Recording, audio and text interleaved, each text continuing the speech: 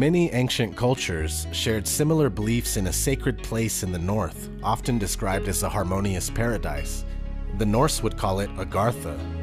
For Hindus, it's referred to as Paradisia. The Greeks knew it as Hyperborea.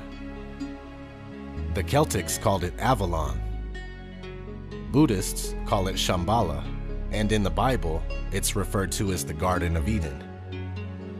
That's just a few of the names. In fact, this place has been dubbed the Land of 1,000 Names. At the center of this paradise is the Axis Mundi, also called the Cosmic Axis, World Axis, World Pillar, Center of the World, and World Tree. This is said to be the connection between heaven and earth. Here is the Norse depiction. We have Yggdrasil, which is the Tree of Life. This is Mount Meru, from Buddhist, Jain, and Hindu cosmology. It's a central world mountain that reaches high into the heavens, and resting above it is the North Star. In the Mayan cosmology, there is a central pyramid. Same theme with the Inca cosmology and the Navajo cosmology. So you get the idea, and of course this is fascinating on its own, but here's where it gets crazy. In the 1500s and 1600s, many maps were made that depicted 4 large islands in the Arctic region surrounding the North Pole. The most popular map with these Arctic landmasses comes from 1595 by Gerardus Mercator, where we can see a large black mountain called the Rupus Nigra, surrounded by a great whirlpool into which 4 powerful rivers flow. These rivers divide a massive landmass into 4 distinct islands.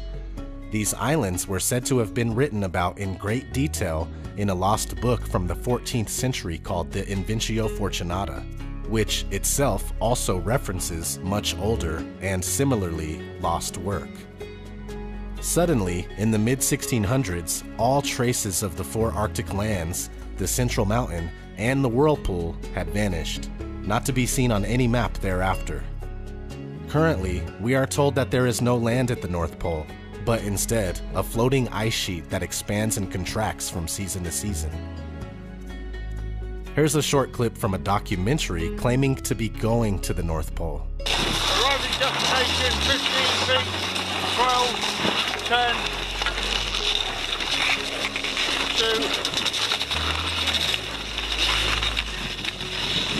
2. North Pole, top of the world, guys. Top of the world. We'll get that in a minute, Jake. How cool is that? So what do you think? Is the real North Pole being hidden from us? Are they hiding land at the center of the Earth? Is that why we are told about Santa Claus at an early age, and it's conveniently related to the North Pole so that when we inevitably find out that Santa Claus is total BS, we also dismiss the North Pole? Not that it doesn't exist, but you know, we just kind of forget about it along with Santa Claus. Sure feels that way. And as usual, the truth seems to show up in plain sight in Hollywood movies. I just watched the new movie The Dark Tower, based on the Dark Tower book series by Stephen King, and sure enough, it was all about the Axis Mundi. You draw with a good hand.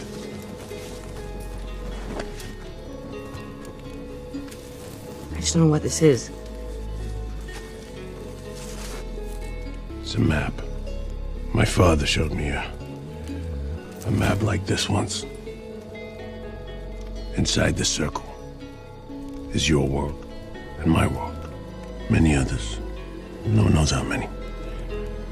The Dark Tower stands at the center of all things. And it stood there from the beginning of time.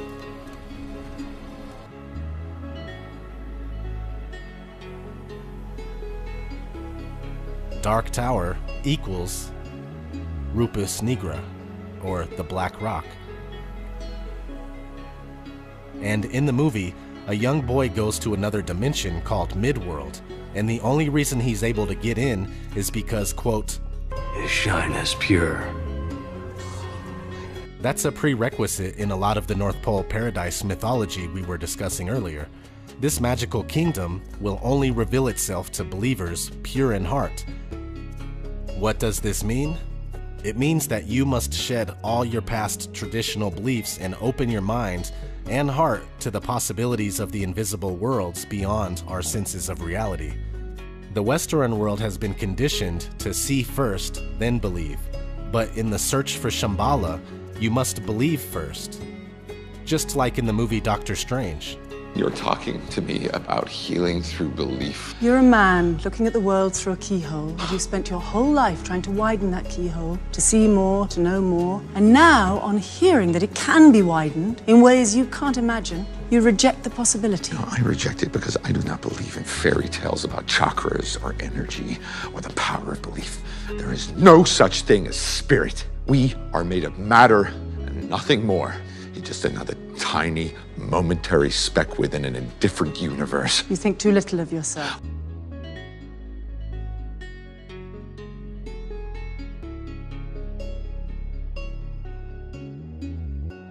In the Wonder Woman movie, the guys are on the ocean, it's dark and foggy, then suddenly they poke through to see a beautiful hidden land.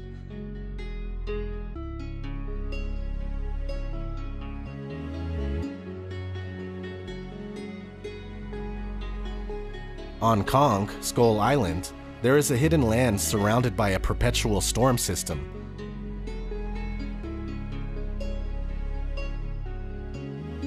When the people finally get there by way of helicopter, you can see the Aurora Borealis.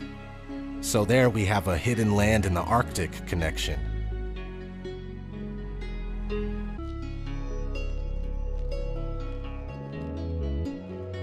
On the movie The BFG, Big Friendly Giant, there's a scene where they jump through a water gateway to a hidden land. And again, we see the Aurora Borealis in the scene.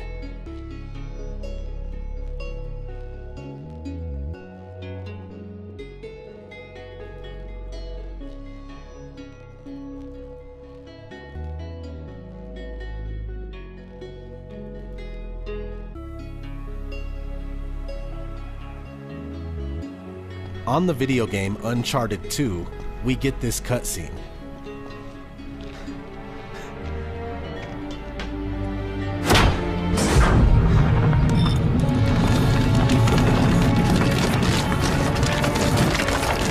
Whoa. That's amazing. Chloe, I know where that is. Let me use your back. Which means...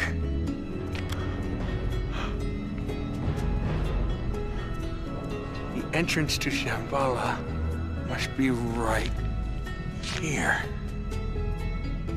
Here it is, Elena. The secret entrance to Shambhala. In the movie The Golden Compass, there is a magical dust at the North Pole that connects the world to a parallel universe.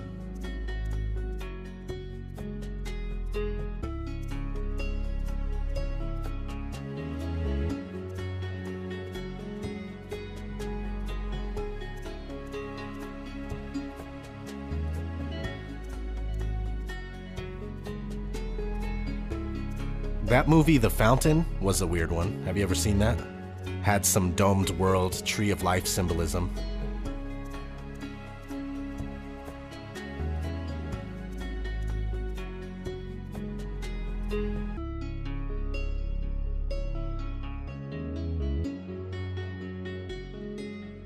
Here's one that I didn't catch until recently, but during the credits, the end credits of the first Thor movie, it has the mountain reaching the heavens, depicted in the Yggdrasil Norse Tree of Life cosmology. Of course, that one is easy. Thor is obviously full of Norse concepts.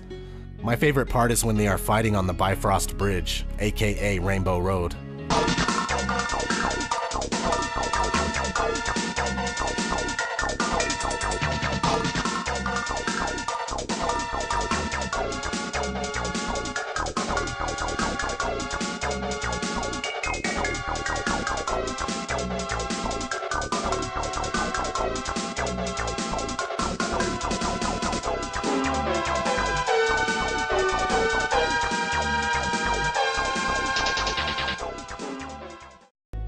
If you don't get the joke, then you need to play some Mario Kart. Now, this next movie is by far my favorite on this list. It's called The Children Who Chased Lost Voices, known as Journey to Agartha in the UK.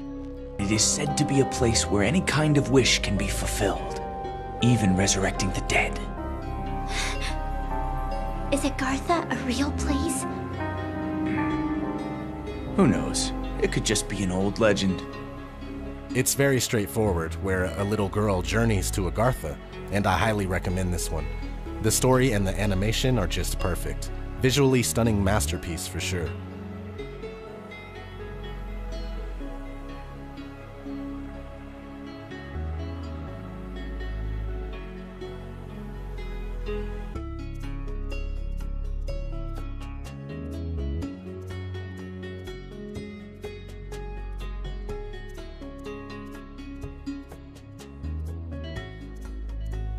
So I'm gonna get out of here. Hope you enjoyed this video, and I have to say that I barely scratched the surface on this.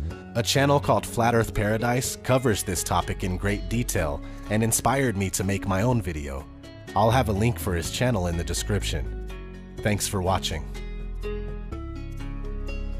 And from there, I went to the middle of the earth and saw a blessed, well-watered place, which had branches which remained alive and sprouted from a tree which had been cut down. And there I saw a holy mountain, and under the mountain, to the east of it, there was water, and it flowed towards the south. And a river went out of Eden to water the garden, and from there it was parted and became 4 heads. Beautiful in elevation is the joy of all the earth, Mount Zion, in the far north, the city of the great king.